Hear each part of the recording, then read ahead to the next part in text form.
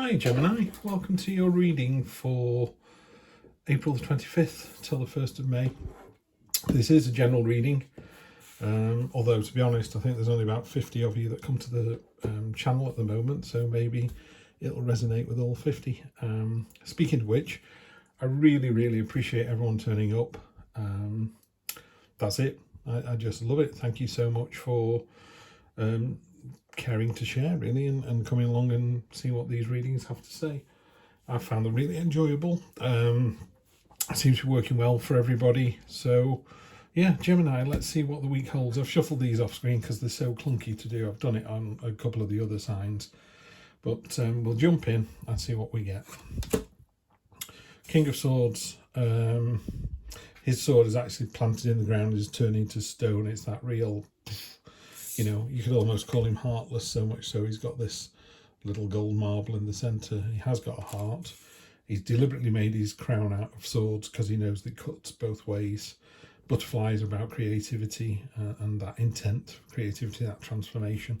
But basically, it's a very cold, logical, but because kings are kind of, you know, all the court cards are experiences, and the queen and the king are the more mature end of the experience, where you've got pages and knights are more of a learning experience and an event.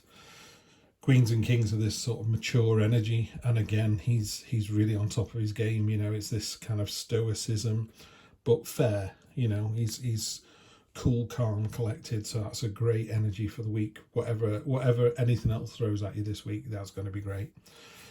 Crossing that, you've got the Eight of Cups. This is unlike the the Four and the Five of Cups, where you kind of you can't be engaged or you're looking at spilled milk. This is definitely, it's time for you to move on, and that's not necessary. It could indicate a journey, but basically it means what served you in the past doesn't serve you anymore. That doesn't have to be it was negative and now it's positive. So if it was a work reading, I would say, you know, you used to be a very good junior manager and now you're becoming a very good middleweight manager. So you're just moving on to the next stage, and you know that it no longer serves you. So you're stepping out into the dark, which is, you know, could be a little worrisome, but you know you have to do it. This baby octopus knows it has to leave the nest and go off into the big wide world and be something. That's nice energy there. So that's really good kind of energy at the moment. Oops, this one definitely wants to come out. Near past, Four of Wands, freedom, celebration. So last week was a good week. If it didn't happen last week, it's going to be the early part of this week.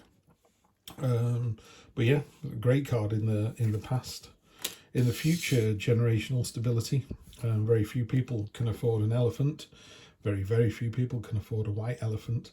So he's talking about, can talk very simply about money and having generational wealth, and that's it. But to me it reads as just doing things the same way over and over again because you get such a good result. So for example, in our house we always try and have a Sunday lunch, you know, and it's kind of gone out of fashion. When I was a child, everyone used to have a Sunday lunch, and now very few people do, but we always strive to have one because it's quiet family times, no phones at the table, we talk to each other and we all look forward to it, you know. And it's, so that's that kind of energy there, that very in a more traditional Rider-Waite card, it's the family card. So you've got the grandfather with the dogs and the nice house, and he's got children and grandchildren running around, and it's all very abundant and happy. And again, if it was something as simple as money, there's a lot of money. So that's good to see. It's always good to see, I suppose. Wow, that's nice. Subconscious. These cards are kind of moving away. Although I get more of a feeling this to me feels more forward moving than backward moving. The Fool, 0 in the tarot. This is you. This is stepping out into a journey of the unknown, but doing it with a big smile on your face and going, who knows where we're going to end up. Again, in a more traditional card, he's literally stepping off a cliff, while his canine companion is barking up at him quite happily, going, you don't want to check where you're going? And the Fool's like, no, it'll be fine. It's either a big drop off or it isn't, but this is the way to go. Great energy, all or nothing, just go for it, you know. And at the head of the matter, this is the more sort of, so this is your kind of gut feeling and intuition, whereas this is the cold light of day. Choices. 7 of Cups. So you've got the 7 and the 8 of Cups there. So yeah, it's about making a choice. There are lots of choices out there, and again, it's not necessarily between these trainers and these trainers and these trainers. It could be these trainers and saving, or putting in money into something else, or going out for a meal. It's those kind of quite disparate choices. So it's not, do we wear the blue top or the red top? It's like, do we go out tonight, or do we stay in, or do we, I don't know, save the money? There you go. So it's quite nice energy, this. I'm not sure about its direction, and again, it's one of those readings where, is it a love reading? Maybe. There's some cups in there. Is it career reading, a financial reading? Maybe. You know, you guys and gals are going to have to take what resonates on this one. So where you're going to find yourself. I quite like the Knight of Pentacles. It's kind of growing on me, particularly in this deck. His armour's ridiculous. You know, he's got fantastic armour, but it doesn't really serve a purpose. You know, so his shoulders are protected and his hips, but, you know, he's got no chest protection, and his helmet covers his eyes.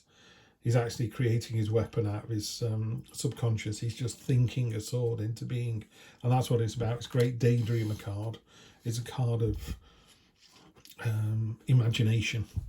And the good thing about imagination, of course, is we can't create, you can't create something unless you imagine it in the first place. Somebody somewhere had to imagine a car, or we'd all still be riding around on horses and buggies. You know, somebody had that idea of putting an engine in there, you know, taking it to the next step, thinking outside the box. So this is where you find yourself next week, in that kind of daydreamy, thinky mode. And don't be embarrassed or ashamed. I mean, it's a great place to find yourself, and it's really useful. Sometimes people go, "Oh, you're daydreaming again." It's like, yeah, but from those daydreams, great things will come, and that's, you know, what's going to go down here. This is how other people see that situation. This is the World card, which is beautiful. You know, when I started the read and I said I got the feeling that this was a forward-facing card. The Fool goes on his journey, and he has all these experiences, and he meets the, you know, he encounters the devil and temperance and the sun and the moon and the star, and his earthly mother and father and his spiritual mother and father, and, you know, he has to deal with death, he has to deal with relationships with the lovers, and through all of that he ends up at the world, which has normally got a portal there, and you go through the portal, and I always think it either goes back round, you go and try again, or he goes, well done, level up, back round and try again. So that real kind of leveling up experience sense here. So I think the Fool has got that lovely open adventurous energy, and, you know, people are seeing that. They're seeing it's also the end of a stage. You know, it's not a big transformation. It's not like the Death card or the Tower card, but it's very definitely, okay, you've completed that. Now what next? Hopes and fears. High Priestess. Listen to your inner mind. She's got a key to unknown possibilities. The dowsing pendulum there for knowledge. She sat on the crescent moon.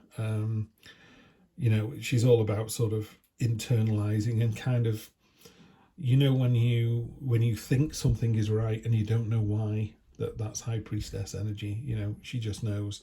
It's got the occult, it's got the unknown, it's got mystery. You know, how exciting is that? Works really well with the Fool because of that whole kind of, the Fool will go into a dark tunnel, he will go to a rave, or he will go into a library and sit quietly. He wants to taste all these experiences, you know. And a good chunk of that is that mysterious unknown stuff. This lovely spot varnish in the background, that's the topographic map of the Mariana Trench, the deepest place on Earth, 6-7 miles down. And again, no one can live, nothing can live down there at all. It's got no chance. Of course, we managed to get a camera down there, and there are things living down there, you know, things as unseen by humans ever before, and there they are. So I think there's a lot more we don't know than we do know, and that's her great energy, you know, that opening yourself up to going, do you know, I might not know the whole story. So what? You don't know the whole story. Final outcome, the Justice card. Cold light of day, you know, she's masked, she's got a veil over her face, so she can't be swayed. You can't plead with her, you can't beg with her, you can't buy her silence. You know, it is cold light of day energy. It's balancing the scales. You know, when you stand before someone, so have you done the right thing? And again, Geminis, I've never seen you not do the right thing. I think it's It's a weird card for you guys and gals to get, to be honest, because I think it's in your inherent nature, that finding the balance and things. Bottom of the deck, whoa, stop the reading. Sun card, yeah, great, all day long. That's turned an excellent reading into a very excellent reading. I think you're in for a great week. Again, it's a really odd one because it's not saying to me, business or money or relationships. Whichever one it kind of sings to you is what it's about. I've had readings like that where I've just sat there nodding my head going, oh yeah, it's definitely about work. And I'm sure somebody else has seen exactly the same reading on, yep, that's about my fella. Yeah, and it's just whatever resonates with the person. What I can tell you is, it's a fantastic card, considered by many to be the best card in the deck. She's joyful, she's exuberant, she's bouncing around dancing. Wherever her feet land, sunflowers burst into life. Without the sun, we're nothing on this planet. It is the life giver. It's the energy that drives us all and all things on the planet. So a fantastic energy, really good, really buoyant energy. I'd be tempted to leave it at that because I don't think we're going to find any specificity. Wow, that's a word and a half. But we'll take the top three off this and see what it comes up with. I had been clarifying them all, but it just felt a bit too much. So I'll clarify with three. Interesting. Destiny or Wheel of Fortune in a more traditional deck. In a more traditional deck, this talks about the train is in the station, time to get on the train.